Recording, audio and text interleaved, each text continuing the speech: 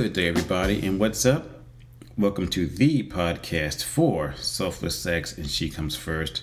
I am Dr. Nick Myers. Today is June the 28th, 2022, and I hope you all are having a great day out there. And to be honest, I am feeling kind of off right now.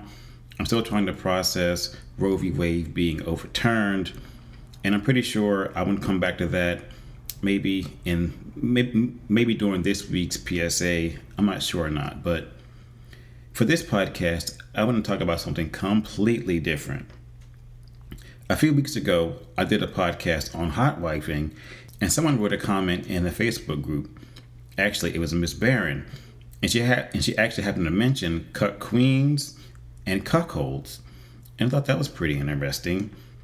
And then, as luck would have it, I was listening to the Strictly Anonymous podcast this week, and I believe her name is Kay, and she interviewed a guy where he's a cuck, and he kept getting invited to BBC bull parties.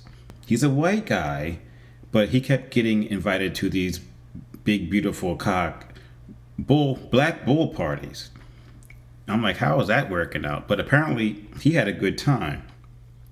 So just to make things easier for everyone, I'm sure that there is a percentage of my listeners out there who have no clue about this whole lifestyle. So what I'm going to do is just try to break it down just a little bit for you into smaller morsels so you can understand what's going on.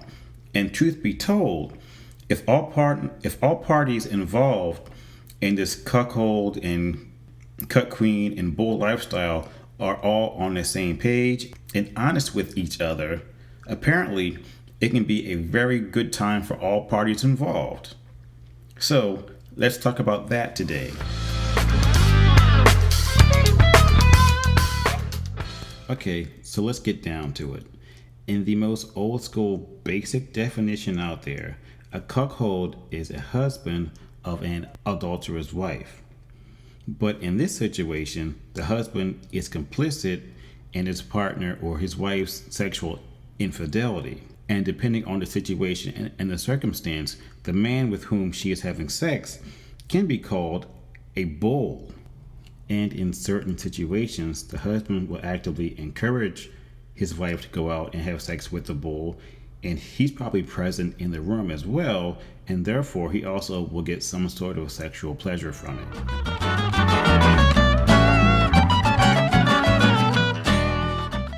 And on the other side of the coin, you have a cuckquean, which can be spelled Cuckqueans.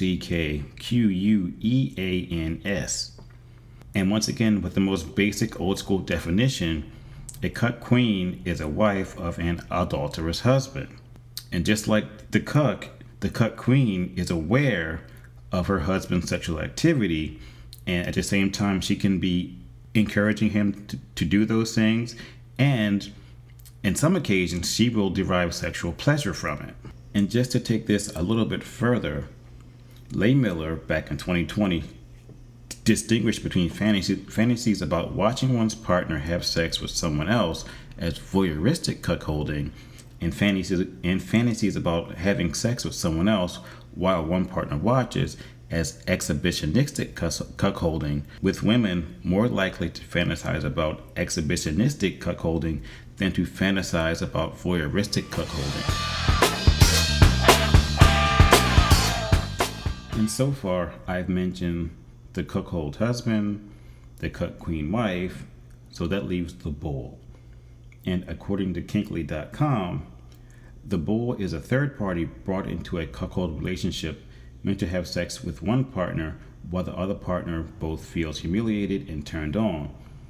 A bull is generally seen as more attractive, better endowed, and a sexually virile man with incredible sexual talents. Cuckolding is a fetish that is frequently depicted as a woman, the hot wife of a heterosexual couple, engaging in sex with another man, the bull. Her own male partner, the cuck, is aware of the sexual relationship and is sometimes a non-touching participant who derives pleasure from the degradation of seeing his partner be better satisfied with a more attractive and sexually competent male. The bull may also verbally humiliate the cuck while having sex with the hot wife bragging about his abilities to please her better than the cuck can.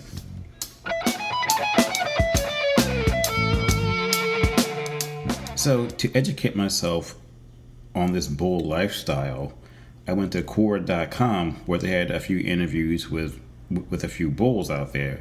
And granted, I have no way to verify if these guys are bulls or not, but some of the comments were pretty interesting.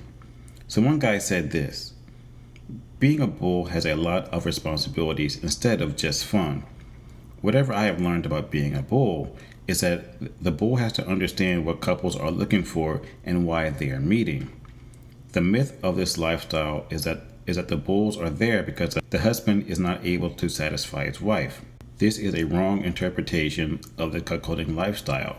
Human nature is always looking for change, and this is why this curiosity of allowing a third person into their sexual lifestyle comes into the couple's mind. They are doing things regularly, but they want to enjoy something more, and they want to take their sex life to the next level.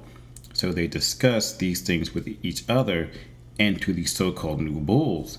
Please keep in mind that the husband and wife discuss all possible aspects of the sexual lifestyle, and only then will they decide to enter into the lifestyle. Based on their discussions, they come to the conclusion of what kind of lifestyle they want to enjoy, whether it's swapping, or it's threesomes, or it could be cuckolding. So bulls always have to respect the decision of the cuckold couple.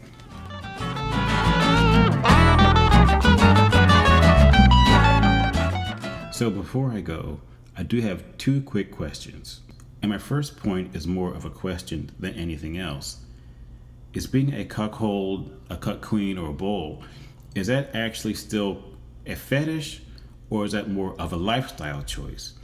Because it seems to me, using more of a modern terminology, it seems to be more of a lifestyle versus than a fetish.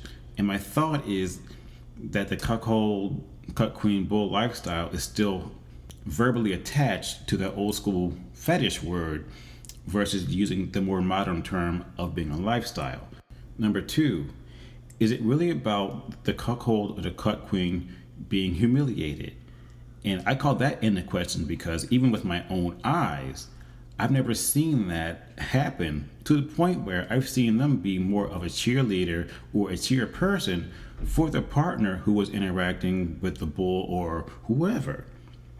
Because if you think about it, even in S&M relationships, it's the bottom who has all the power. So I wonder if it's the same type of thing going on in cuckold relationships. So in closing, I just want to say that this lifestyle is growing in popularity all around the world. And when it comes to the United States, there are meetup groups, there are BBC groups, there are cuck groups, there are cuck queen groups in almost every state in the union. So if you're listening to me in another part of the world, there's a good chance that there are meetup groups for you over there as well.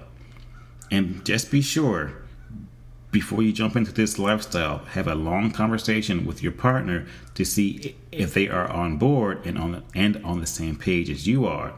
Because yes, this may sound like a very good idea at first, but if you get the wrong partner or the wrong bull or whatever, it can go sideways fast. So please have that conversation before you even think about meeting up with someone. So on that note, I'm out. You guys have a great day. Stay tuned, and I'll talk to you soon.